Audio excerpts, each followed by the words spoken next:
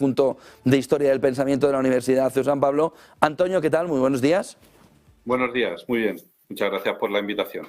Bueno, 2023, ¿cuál sería la clave fundamental para intentar entender esa guerra de Ucrania y, sobre todo, ves visos de que se pueda conformar la mesa de negociación de paz para poner fin a la guerra de Ucrania? Bueno, pues por desgracia no tengo ninguna bola de cristal aquí a mano, pero lo que me han dicho las entrañas del cordero que he desentrañado esta mañana me comentan que la guerra va para largo y, en fin, las tendencias que han ido confluyendo en diciembre hacen pensar que nadie quiere la paz. Esto es muy importante subrayarlo. Y que se está alimentando la maquinaria de guerra, se está engrasando la maquinaria de guerra, pero a marchas forzadas. Nadie quiere la paz, por mucho que digan que sí, que nadie está cerrado a negociaciones, y eso está muy bien, y eso hay que decirlo, y es cierto, nadie está cerrado a negociaciones, pero ponen unas condiciones. Parece que hemos perdido la conexión con Antonio Alonso. Antonio, no sé si nos escuchas otra vez. Bueno, si te escuchamos, perdona, que hemos perdido la conexión. Estabas comentándonos que todo el mundo, todos los actores decían que querían la paz, pero que de verdad en el fondo no la querían por la gran cantidad de peticiones que hacían en esas condiciones de paz. Es decir, peticiones maximalistas que claro, es decir, bueno, pues Ucrania pide juzgar a Putin por sus crímenes de guerra. Imposible, una condición sine qua non, inasumible por parte de Rusia. Rusia pide que Ucrania se vaya ocupado Rusia hasta ahora. Igual, condiciones inasumibles por la parte ucraniana. Es verdad que siguen, digamos, no negociando, pero sí dialogando, debatiendo, tienen conversaciones. Eso sí que es cierto. De hecho, pues hay una serie de acuerdos que se van adoptando, por ejemplo, intercambios de prisioneros, muchísimos intercambios de prisioneros, ¿no? Ya son centenares los prisioneros que han sido intercambiados, algunos de ellos incluso han vuelto a la zona de guerra y han fallecido ya en la segunda oportunidad que se han dado a sí mismos para volver a combatir, ¿no? Los acuerdos por el grano, ¿no? Para sacar el grano de trigo de Ucrania. Es decir, hay una serie de pequeños destellos de esperanza, pero se está engrasando la maquinaria de guerra y se va apuntando en esa dirección. Cuando Putin ofreció una tregua por la Navidad ortodoxa, yo entiendo que es una tregua, digamos, que son 36 horas, que no es una semana, no es una tregua indefinida, es una tregua que es aceptable y que es sincera. Sin embargo, Ucrania y Estados Unidos y la Unión Europea dijeron no se puede aceptar eso, es inaceptable, seguro que es un truco para rearmarse. Hombre, rearmarse en 36 horas, cualquiera que sea mínimamente experto en el terreno de la guerra entenderá que eso es prácticamente inexistente, ¿no? Es decir, que para nutrir bien o para alimentar bien, para equipar bien a los que están en el frente de batalla, no se necesitan 36 horas. Serían 36 horas muy críticas, pero no son 36 horas, se necesita mucho más tiempo, ¿no? Entonces, no era una tregua trampa, no la han querido aceptar, lo cual viene a señalar precisamente esto, ¿no? A subrayar o apoyar esta idea que decía antes. Nadie quiere la paz, se está engrasando la maquinaria de guerra. Y luego, además, lo que se está poniendo de manifiesto son las tensiones geopolíticas, pues que estamos en un momento de parto de un nuevo orden internacional que ya no es el orden gestionado por Estados Unidos. Yo sé que a nosotros, yo por lo menos, yo toda mi vida lo que he vivido, pues viví un poquito de Guerra Fría, pero luego ya todo el resto del rato es Estados Unidos es el que dirige el mundo. Y nos cuesta, a los que somos de mi generación, nos cuesta entender que esto está llegando a su fin y que la fiesta se acabó. Y que ya no va a ser Estados Unidos, sino que va a ser, por lo menos, China va a ser una voz muy importante, ¿no? Y entonces estamos asistiendo a un parto en el que Estados Unidos se resiste a perder el poder y está haciendo todo lo posible para no perder el poder.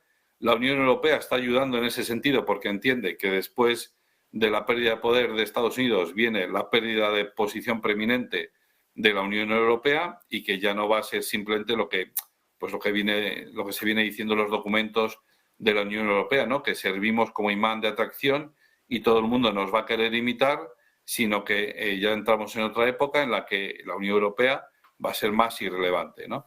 Y entonces es China quien va a ser mucho más relevante.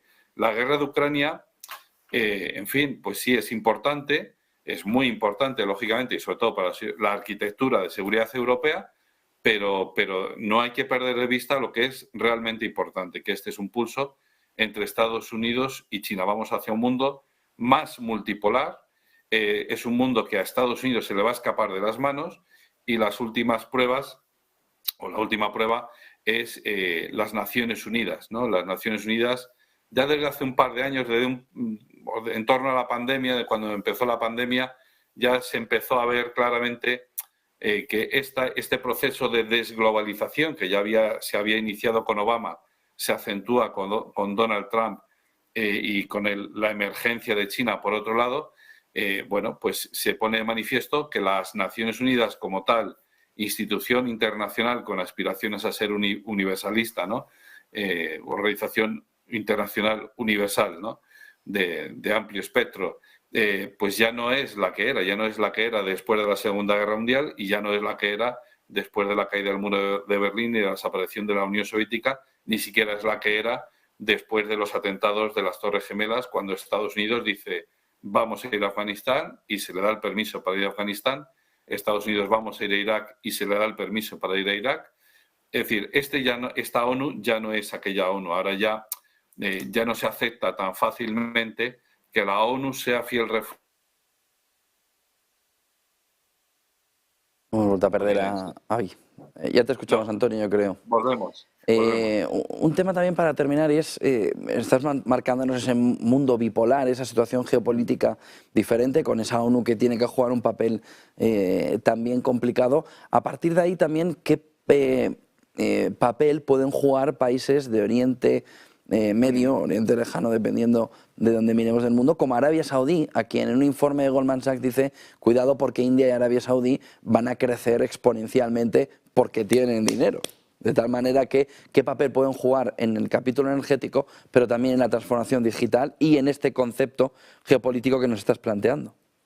Sí, o sea, cuando decía vamos hacia un mundo multipolar es que ya no es solo Estados Unidos ni mucho menos, ya tiene que empezar a pensar en que tiene que compartir el poder con China, pero es que, insisto, vamos hacia un mundo más multipolar en el sentido de que hay que tener en cuenta los BRICS, a Brasil, a Rusia, India, China, Sudáfrica, es decir, esas otras potencias que van emergiendo, que se van consolidando, potencias regionales que se van consolidando, que no tienen aspiraciones a dominio global yo no quiero hablar de manera muy peyorativa de Estados Unidos en el sentido de que tiene una pretensión de dominio mundial, pero sí que es cierto que el dólar es preeminente y se utiliza en los 5 continentes, ¿no? En ese sentido de dominio me estoy refiriendo, ¿no? Entonces, ahora ya vamos hacia una mayor pluralidad de actores, ¿no? Entonces, efectivamente, citabas Arabia Saudí, pero también Irán, también Turquía y, por supuesto, la Unión Africana que está tomando mucha fuerza como actor, es decir, no como una multiplicidad de países que son inestables, etcétera, etcétera, sino la Unión Africana como tal actor, ¿no?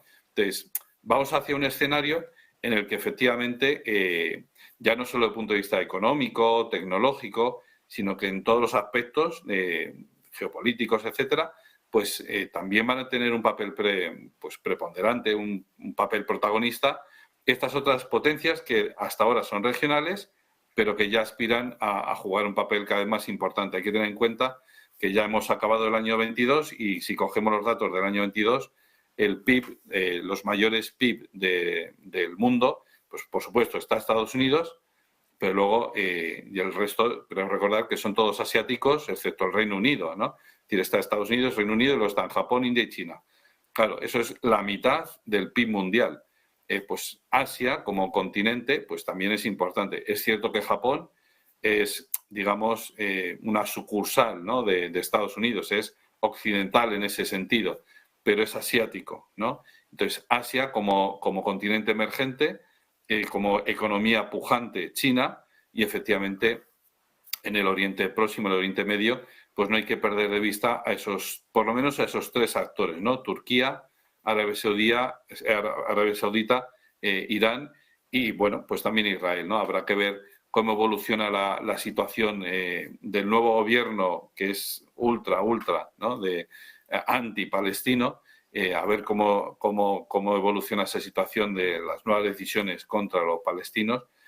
Vamos a ver cómo funciona eso, para ver la reacción del mundo árabe musulmán, ¿no? Porque sobre todo Arabia Saudita, Jordania, otros países que hay alrededor, se consideran protectores o se han considerado tradicionalmente protectores de los palestinos y les han suministrado pues ayuda humanitaria con asteriscos, es decir, armamento, etcétera. Y bueno, pues vamos a ver cómo evoluciona eso en esa región. Pero ya digo, el foco principal es China, esta nueva multilateralidad, este nuevo orden mundial en el que nosotros ya no somos el centro y por el cual esto lo vamos a notar. Es decir, vamos a pagar todavía mucho más cara la energía, eso por supuesto, y los productos que vengan, pues efectivamente también lo vamos a pagar mucho más caros. Muchísimas gracias, Antonio Alonso Marcos, profesor adjunto de Historia del Pensamiento de la Universidad de San Pablo. Buen día, buen año 2023. Buen negocio, Antonio. Parece que hemos vuelto a perder esa conexión. Buen negocio, Antonio, buen año, buenas clases. Buen año a vosotros también.